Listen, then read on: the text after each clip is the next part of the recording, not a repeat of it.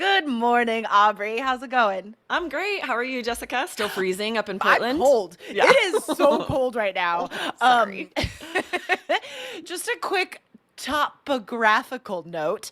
Mm. There's a great vocab word, guys. Topography.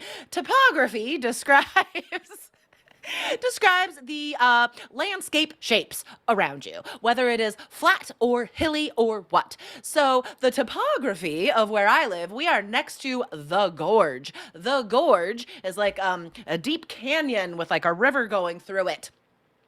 And so the wind that hits us is the most freezing wind I've ever experienced. So Oh, that's what I'm dealing with. What I'm about you? sorry. I did have to play volleyball in the wind on Sunday, and it's so Ooh, tough to play like tricky. outdoor sports with the wind moving the ball, but it wasn't like Yeah. frigid wind. So I guess I can't complain. That'd be fun. That would just be like an extra challenge. Like, oh, Yeah, where's the right. ball gonna go? And also we're freezing. Yeah, two challenges. All right, everyone. So we are talking about some very challenging, oh, there's the transition. Some Nice. very challenging reading questions today, guys. Um, so we have done a few reading episodes lately, and we've noticed just some great feedback from these episodes. So we thought we'd bring you another one today, specifically focusing on the trickiest matching headings to paragraph questions. Yes, this is so tough. We did an episode about this recently, and we know you guys struggle with these. They are difficult. They're difficult for native English speakers too, which we saw recently when we saw how terrible their scores were on IELTS Yeah. last year. These are tough for everybody. So we're excited to be able to help you with something that a student let us know about something she noticed, and this could really trip you up on test day on the IELTS reading exam. So we want to make sure you're aware of this, and after today you're going to be even better prepared for your reading exam. Completely. To be 100% prepared, though, you really should check out our IELTS course because so many of our students have gotten nines on IELTS reading, and that is 100% true.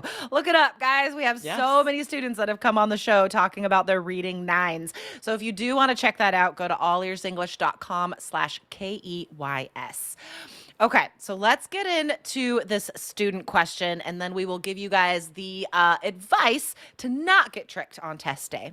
Yeah, so this was a student named Gabriella in our Three Keys Facebook group, so one of our Three Keys students, and she found a reading question. This was matching headings to paragraphs, where she was able to match the keywords to one of the paragraphs, but then was very surprised to find that it ended up being incorrect when she compared her answers to the answer key. So she shared the question with us, like, what did I do wrong? Why didn't this work? And I was immediately able to look at the question and see, oh, okay. The problem was a few tricky words that indicate reversals. So it had sort of the keywords, and then there was a however, this is what's accurate. And then a phrase at the beginning that shared, it was like, it was once assumed this, Mhm. however, this, right? So when things like this happen, we realize, oh, there's a change in meaning here. So, a couple notes about this, guys. I want to relate this to listening distractors. Mm, Um, on the listening exam, IELTS always throws in one or two answers like this where they give you a keyword that you're staring at as an answer, as a possible answer, but then they have a negative word around it. You know, like I don't want to go there tomorrow. It's not at 8 p.m. And so students would hear 8 p.m. and like circle 8 p.m. instead of tuning right. into that negative word around it, telling you that is not the answer, not at 8 p.m. So this is very similar to that, right? Yes. These, And really yeah. quick, we talked very recently about how often when they do this, the keywords are exact. It's not like a parallel expression, it's not a synonym because they're really trying to trick you. And this was a very good example of that, right? The Yeah. keywords in the heading matched exactly the text, right? Telecommunication matched with telecommunication. Hmm. Dispersal in population matched with population distribution. So similar. So just like you said, Jessica, a lot of students will just circle that and then not look at those smaller words around it and Yeah. not realize, oh, I'm getting tricked here. Negative phrases are always key words. Okay. Even in true, false, not given, yes, no, not given, negative words that are included in those statements, those are always keywords, guys. They are often the ones that will give you the answer, right? The no, not yet, never. These are always important. All right. And here I'm looking at what the student posted, and I see that she only underlined keywords in the first sentence and not the first two lines. The three key strategies, guys, what we tell you in the course is to look at the first two lines of the paragraph and the last two lines of the paragraph. Because matching headings to paragraphs, these are main ideas, that's where the answer is found. Okay. The beginning and end. But not just the first sentence. No, the first two lines. Because sentences are of different lengths. We can't tell Right. you to just look at a sentence. Yes, and you're right. If the student had read the full two lines, that however, that was really a like warning, warning that there's a reversal here is in those two lines. Exactly, exactly. So let's just outline that strategy one more time for you guys. And again, you'll get the complete system in the course, allearsenglish.com/KEYS. But here's the thing about matching headings to paragraphs.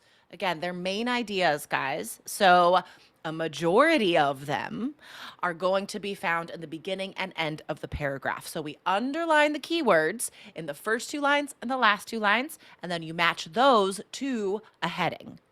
Yes, and we also want to share some linking phrases. These are the same linking phrases that you want to be using in your writing essays Yeah. to get that cohesion, coherence score higher.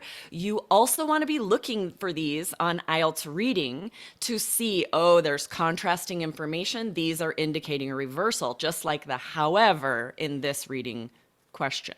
Exactly. So, guys, take out a pen and paper or open your notes app and make note of these guys because, again, these are key words.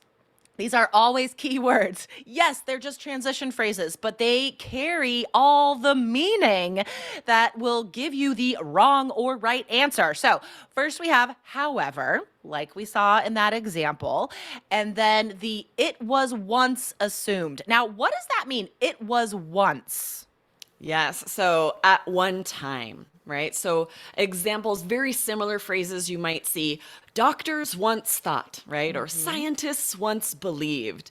Or in the past, it was common knowledge that. And we're always here talking about what once was believed. And now what will be shared is what is now believed. And that's what you need to look for. Yeah, exactly. So just remember if you see that once, it was once thought, doctors once said, that word once indicates that this is something that was true in the past and is not at all true now. Yes. And then with however, there are several linking phrases that these are twofold. They're going to help you in two ways. You want to make sure to have them for your IELTS essays and look for them in reading. So, nevertheless, which means the same as however, in spite of this, regardless, that being the case, right? All of these have that same meaning of now we've just shared some information, but in spite of that, we're going to say something else that contradicts it. Yes, exactly.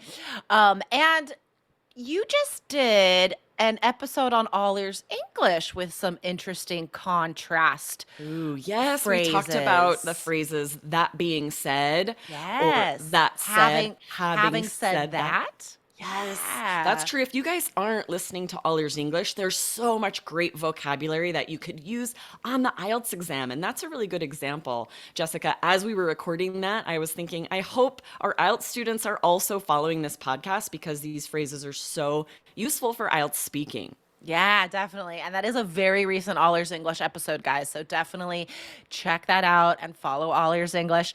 So, okay. So, that being the case, that was the last phrase that you mentioned. That is such a high level phrase. It is a very formal, it is fantastic for speaking part three, writing task two. But honestly, I would even use it informally because it is such a powerful linking phrase, right? For Yes. example, if asked about family in speaking part one, I know we're talking about reading and I'm transitioning to speaking real fast, Because but it's useful on all of it. exactly. So, like, if you're talking about whether or not you live close to your family, I could say I do not live close to my parents at all, but that being the case, I still try and talk to my mom at least twice a week. Yes. Or if you're asked about your favorite restaurant, I could imagine saying something like, I stick to the restaurants I know well. That being the case, last night we checked out a new Mediterranean spot, right? Such a good linking phrase. And you're right, this could be used anywhere on the speaking exam and also in your essays to get Oh, those for sure. linking phrases you need. Definitely. And remember, even in general training task one, formal letters, informal letters, doesn't matter. Every letter has to have linking phrases. And that's something that is forgotten in informal letters a lot. And then it's really hard to get a high score. All right. So the last two guys that are synonymous with however, on the other hand, and on the contrary. So, definitely, guys, if you didn't write all those down, go back and listen again, write all those phrases down, and practice using them out loud so you can remember them for test day. And the point is, of today at least, you need to remember to always focus on these contrast words in reading because they are keywords. Exactly, right? Don't ignore them. That's a really good point that if you're looking in the question for keywords that are just nouns and you're ignoring these negative words, the small words, the contrast words, you're going to miss the whole meaning of the Exactly. paragraph. Those are also keywords. This is vital, vital to know. Awesome. What a great episode. I'm excited for Yes. students to listen to this. Share this one with a friend, guys. Share this one with a friend Yes, studying for IELTS. They need to hear this. definitely. And remember, our online course is always available. Go to allearsenglish.com/KEYS. There is a course for the computer version, for the paper version, general, academic. It's all there. It's all online. And we guarantee a score increase. I mean, there's nothing to lose. So go to No. allearsenglish.com/KEYS. Awesome. Thanks, Jessica. See you next time. Thanks, Aubrey. Bye. Bye.